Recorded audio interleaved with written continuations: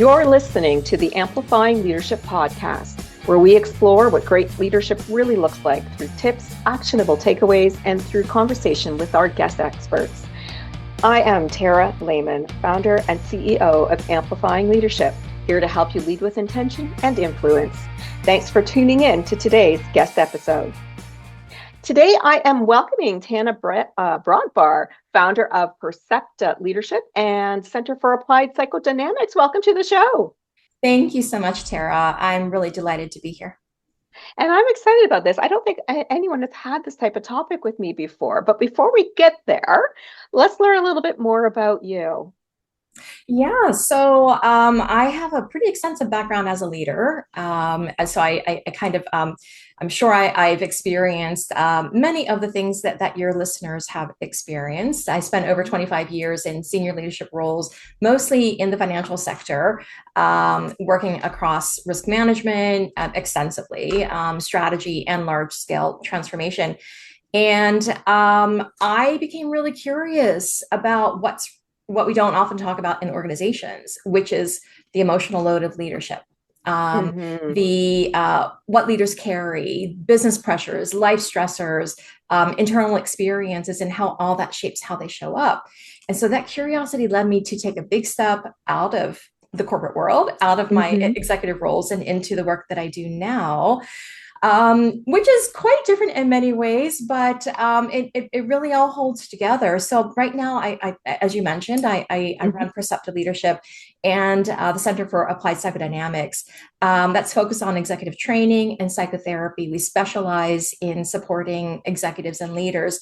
And I also train executive and leadership coaches to work more deeply with those emotional and relational dynamics that show up in their work with executives. I'm also completing my training to become a registered psychotherapist, and I'm currently a student therapist in clinical supervision. So I'm very much still learning as well. And I do other things that all relate really nicely. I'm an adjunct professor. I teach at graduate and undergraduate levels in leadership. Excellent. Wow, that's great. And it's interesting because my theme for this month, May 2026, for those listening, is about stress and burnout with leaders. So this fits perfectly into my theme this month. So I love this conversation. Yes. And you know what, Tara, it's an unfortunate thing, It is. It really is. But it's such a very real and present aspect of what it means to be a leader. So I'm really glad that you're shining a spotlight on it. I think it's really important myself. So I've been a person who has been in burnout, and it's really important to address it early. Let's get to talking a little bit about what you're here to talk about today, which let's start with what you call casual cruelty in leadership. Let's start by just defining that for our audience, what you mean by that. Yeah. So let me give you some context from my own Absolutely. So I was a senior executive, a long time in the financial industry. And what I started to notice, both in myself and around me, was that there were many impactful moments in leadership that weren't big. They weren't obvious. They were smaller. And they happened without a lot of thought, but they left people feeling dismissed, undermined, uncertain. And so I use that term casual cruelty to describe those small, everyday interactions that can actually land in a big and harmful way.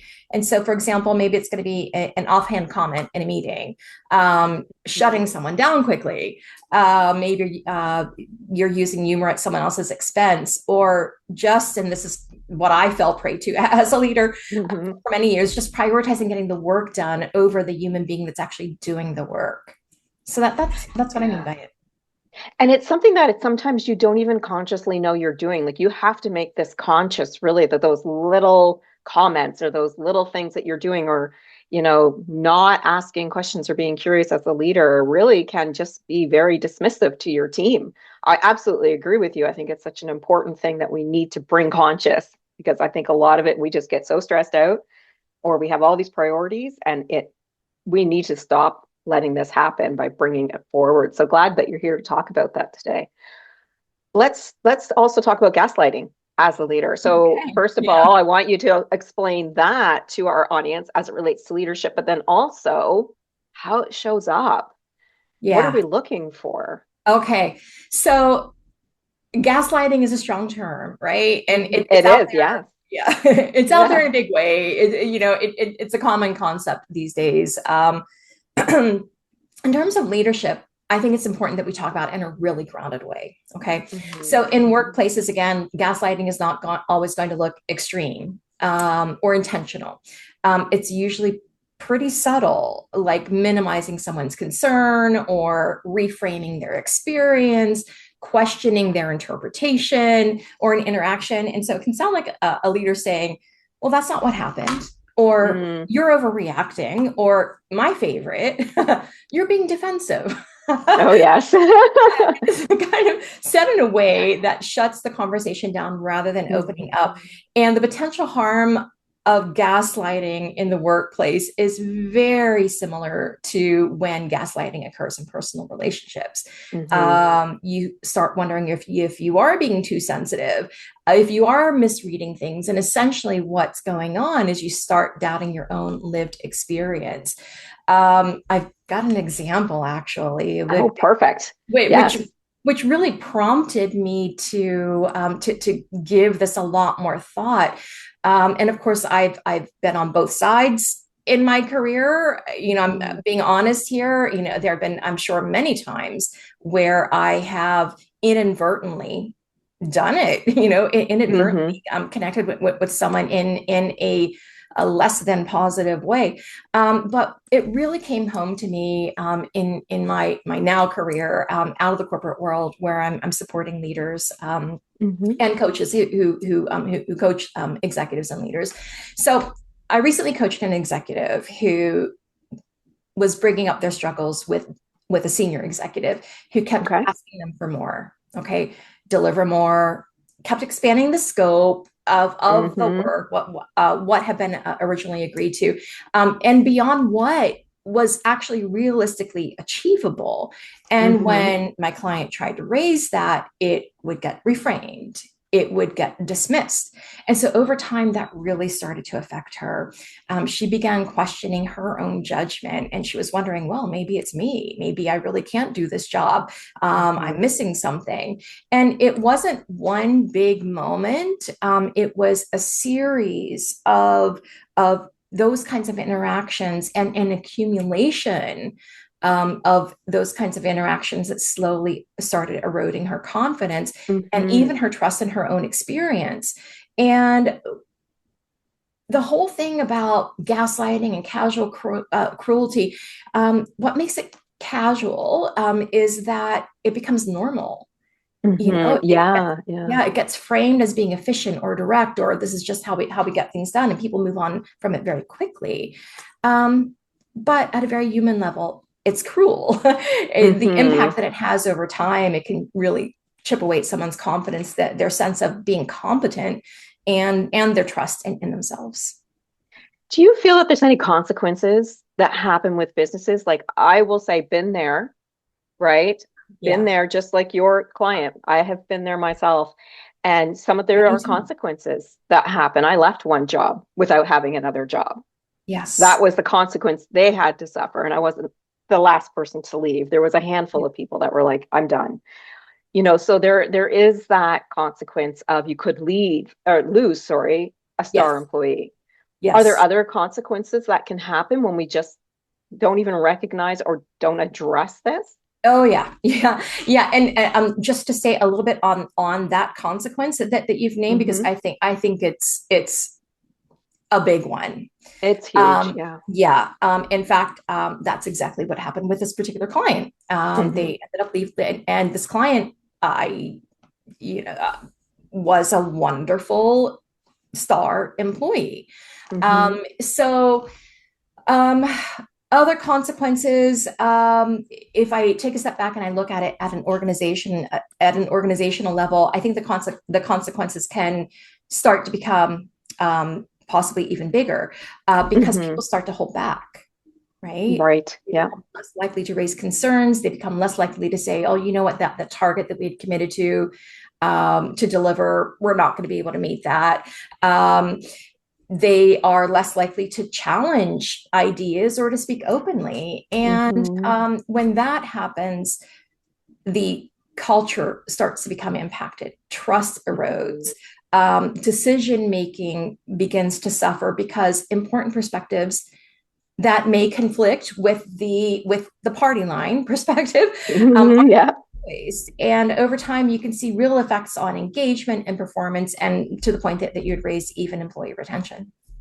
It's almost that disengagement happens, right? Too. Yeah. Like I was so disengaged at the end. I was so fed up at the end. And I'm like, I'm just done now. But it's Yeah. that disengagement that happens. You no longer care about being at that workplace if leadership is like that. Yeah. And the term quiet quitting comes to mind. Yes, absolutely. I'm totally feeling that, Tara. Yeah, and I was young, so I didn't know a lot of what I would do now, which is like go to HR and go talk to somebody else, right?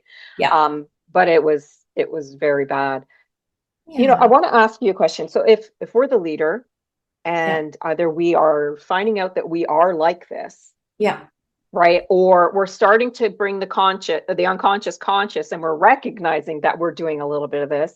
What are the strategies that we can use to help rebuild the trust, maybe that is eroded, or rebuild our leadership skill around that so that we have a stronger team, we don't lose our stars, right? And we have trust. Yeah. Any suggestions? Yeah, for sure. So I think repair is super important. I think that's something that Mhm. also doesn't get talked about in the corporate world. I mean, business just keeps going, right? You keep Yes, yeah. delivering, you suck it up, you get the job done. It's incredibly important, and I think it's often underutilized by leaders. So yeah, to your point, first the leader has to actually recognize that something Hmm. didn't land well. Yeah. And that's not always the case for leaders, right? Hmm. Because we are for sure focused on performance, Hmm. and it's a very difficult balance to focus on both profit and people. But recognize that something hasn't landed well, or if harm has been caused. And from there, it's really about staying with that other person's experience rather than your own, rather than explaining it or defending it away. And so you really want to listen. You want Hmm. to listen without defensiveness. You want to acknowledge the impact that you had on the other person, and you want to take responsibility. And you don't want to immediately jump to, well, yeah, that's not what I meant. That's when we get Hmm. into potential gaslighting territory. That's a famous sentence right there. That's not what I meant. I didn't mean it that way. I know. And I think, all of this can be really uncomfortable for a leader to do because if you're a leader, and particularly at a senior executive level, where you are used to making decisions, you're used to being the one, making the calls on what work needs to be done, Hmm. what you're deprioritizing. So you're used to holding a great deal of power. So it can be really uncomfortable Hmm. if you are accustomed to having that kind of control. But doing this repair work is what rebuilds trust. And so if there has been a rupture in the relationship, then it's all about rebuilding trust. It's being thoughtful about what you may need to change, and consistently showing that over time. And I have personal experience with this, Tara. Hmm. Can I share that with you? Absolutely. Yes, Okay. go ahead. So I don't know, this is a number of years ago. I was, like, leaders are human beings, first of all, I want to say, Absolutely. Yeah. okay. Hmm. And this whole conversation is not about calling out bad leaders. But I do want to be the first to raise my hand to say, yes, I have been a bad leader. We all carry our internal pressure along with the stressors of the Absolutely. work, the business environment, et cetera. And I was at a point where I was experiencing a great deal of professional and personal pressure. And I was showing up in ways at work that very much about getting the work done, Hmm. and not really paying attention to, what getting the work done demanded. from myself and from the people on my team. And when I realized that, it was such an important pivotal moment for me and my career and my capacity to be a good leader. So what I did was I immediately took accountability.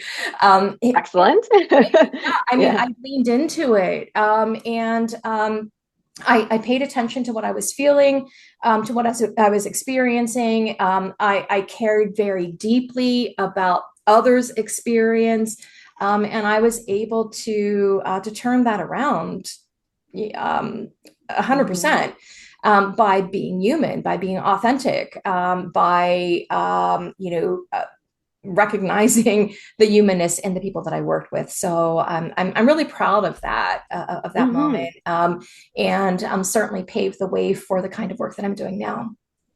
And I love that you shared that story because it really does humanize that leaders, we're human too, and we're Yes. going to make mistakes. But you know what? Yes. We can learn from that. That self-awareness and the growth is what matters. Yeah. It's Wonderful. recognizing it and growing from it. I want to talk about something that you mentioned though, which is about you have the life pressure and you have the work pressure. Yeah. What strategies are out there so that when we come to work, we focus on the work pressure? Because, you know, a lot of people come to work and they bring life with them. And so if it's really tough, that could be that they take some time off or they take a few vacation days to just deal with whatever they need to deal with at home. But sometimes those pressures are more long term. So, how can we as leaders come in strong for our team, not dismissing that life is happening, but how Yeah. can we almost, I don't want to call separate it either, but just leave it at off to the side and be an effective leader when we're dealing with that type of stuff? So that's such a good question, Tara. And so my first reaction is that ain't ever going to happen. Okay. Yes, agreed, Yeah. agreed. Yeah. So look, we can't take the human out of the human capital. Okay. But I think the important piece that this question really gets to is, then how do we do it? Like, how do we Mhm. actually get the work done? How do we drive business performance, while kind of balancing our humanity and other people's humanity? Mhm. So, and I think it starts before we get in the office. Yeah, I think self Yes, care yeah. is incredibly important. I Me think too. yeah, I think we need Absolutely. more practices around mindfulness can be incredibly Love it. useful. Yeah, Yes. so useful if you're in the moment at work. And to your point, and I know that you clarify this, it's not about pretending that we're not human, right? No, not at all. Yeah, but but we still have to get the job done, and that's where there's this inherent tension, this very difficult conflict between getting the job done and being our real human selves. So mindfulness, it will can be instrumental for many people, helping us to stay in the moment. And if we are carrying something with us, maybe we have a sick child at home, maybe we're in the middle of a divorce, or we're caring for aging parents, a lot of pressure from that, then what we want to be able to do is cultivate our ability to be in the moment that we are in. Yes. Okay. Great. And focus on that. So I recommend mindfulness practices. Meditation can be really useful. Mindfulness is not always meditation. Mhm. For some people, meditation is very effective, and not so much for other people. Breathing is really important. Even getting up from your office and taking a walk. It's really about being able to understand what you're feeling in the moment and not react to it, but respond in a way that helps you to self-regulate. Does that make sense? Absolutely. And it's amazing. I just was recording a video for my community for this month, and it was about, take that break. Go outside and breathe if that's what you need to Wonderful. do, right? I mean, those simple things like going outside and just use your five senses. Like, what are you hearing? The birds or the wind, Yep. doing that can really ground you. So you're saying the same thing that I tell my clients as well. Find something that grounds you. I love that. So mindfulness, yes, you're right. It is not just, a Buddha on a mountain meditating.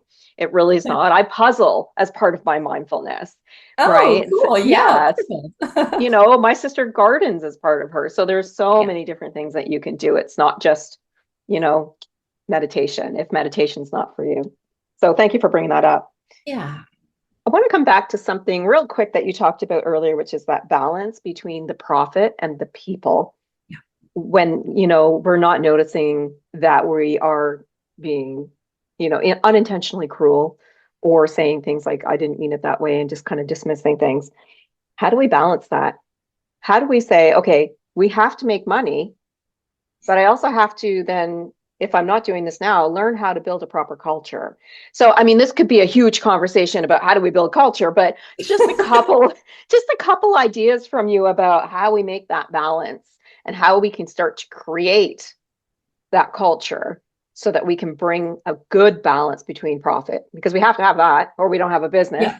Yeah, and exactly. and the people, right? Because we need to Yeah. take care of the people. What are your thoughts around that? So let me share my what worked for me personally. Okay. Absolutely. Because this is lived experience, and I work in the world of both theory. I do a lot of teaching, but very practical, grounded, lived experience as well. So for me, it comes down to self-awareness. Hmm. And as the starting point for being able to balance profit and people, for being able to see other people as human beings, not just the Hmm. means to an end, meaning driving profit.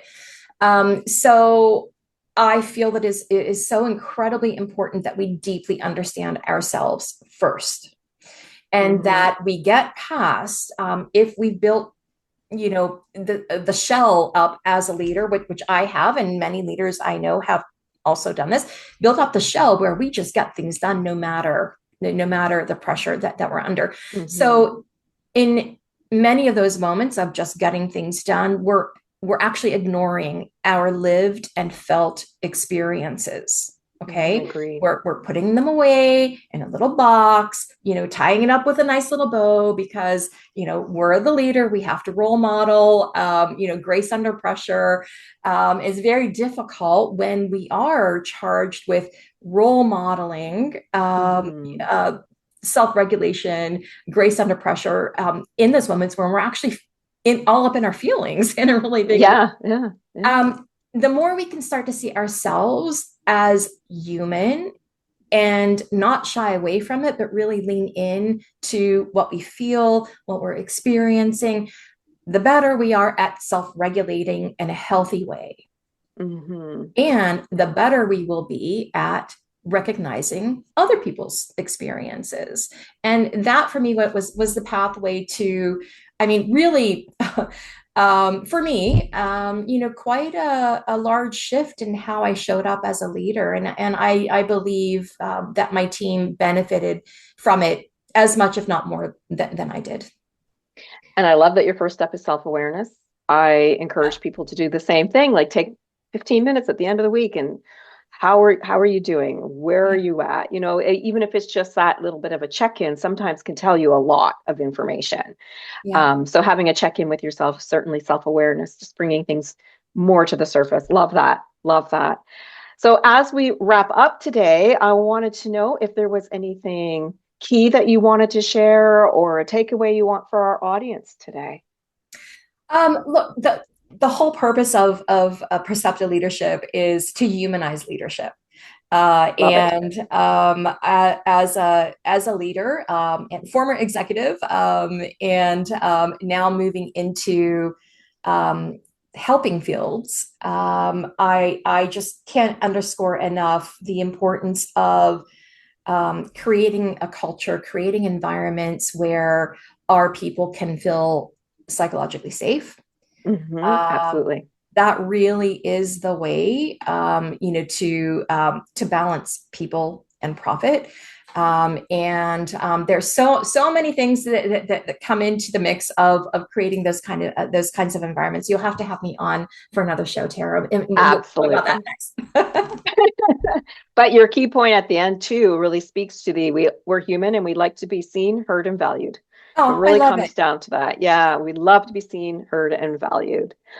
Wow, thank you for like you said, we could keep going on and on and on, but we need to wrap up today. Thank you so much for all your insights and all the great information that you shared with us today and a different perspective on leadership as well. My pleasure. Thank you for having me. Of course, we want to thank you, our listeners. We hope you gained some valuable insights or practical takeaways from today's conversation with Tanna. If you enjoyed this episode, please consider leaving us a rating or a review. It is one of the best ways to support the podcast and help us and our guests like Tanna reach more leaders with these meaningful and helpful stories, tips, and advice. If you're looking to clarify leadership priorities, build strong teams, or empower those around you, I'm here to help. Explore our solutions, offers, resources, and the Amplifying Leadership Circle community at amplifyingleadership.ca, because leadership is better when we do it together. Until next time, remember, leadership matters.